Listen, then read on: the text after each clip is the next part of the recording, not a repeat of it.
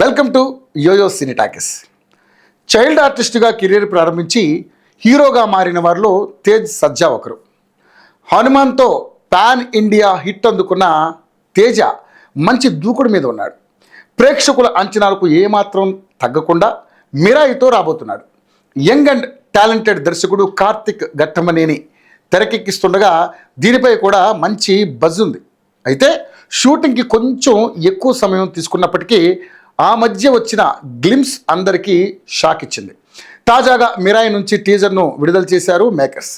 మౌర్య చక్రవర్తి అశోకుడికి సంబంధించిన రహస్యాలు, 9 రహస్య గ్రంథాలు, ఒక శక్తివంతమైన ఆయుధం, మిరాయి చుట్టూ ఈ కథ అల్లుకుని ఉంది. ఈ టీజర్ మాత్రం ఊహించిన రీతిలో ఉందని చెప్పాలి. ఒక్క మాటలో చెప్పాలంటే మరో ప్రపంచంలోకి తీసుకెళ్లేలా ఉన్నారని చెప్పవచ్చు. ఇక మన ఇండియన్ సినిమా దగ్గర ఎన్నో భారీ సినిమాలు వస్తున్నాయి, కానీ కంటెంట్ ఉంటే దానికి తగ్గట్టుగా కావలసిన ప్రామిసింగ్ విజువల్స్, మెయిన్గా ఇవి గ్రాఫిక్స్ అని తెలిసిపోయేవే ఎక్కువ అనిపిస్తున్నాయి.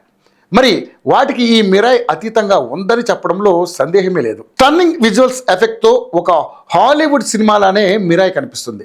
మంచు మనోజ్పై సాహస సన్నివేశాల్లో కానీ, తేజ సజ్జాపై సన్నివేశాల్లో కానీ ఎక్కడ కూడా మేకర్స్ అస్సలు కాంప్రమైజ్ అయినట్టే కనిపించడం లేదు. అలాగే ఇండియన్ సినిమాకి ఒక సరికొత్త అవుట్ ఆఫ్ ది బాక్స్ సినిమాగా ఇది అనిపిస్తుంది. అలాగే పాన్ ఇండియా మాత్రమే కాదు, పాన్ వరల్డ్ లెవెల్లో దుమ్ము దులిపేలా ఈ టీజర్ కనిపిస్తుంది. నెగిటివ్ షేడ్స్లో మంచు మనోజ్ ఆశ్చర్యపరిస్తే, తేజ సజ్జా హనుమాన్ తర్వాత మరోసారి పెద్ద బాధ్యతని తనపై వేసుకున్నాడు. ఇక లాస్ట్ షాట్లో రాముని రాకపై చూపించిన విజువల్స్ వర్ణనాతీతం. మొత్తానికి మాత్రం మిరాయితో పీపుల్ మీడియా ఫ్యాక్టరీ వారు తమ బ్యానర్లోనే ఒక గేమ్ చేంజర్ ప్రాజెక్ట్ని తీసుకొస్తున్నారని చెప్పడంలో ఎలాంటి సన్నివేశం లేదు.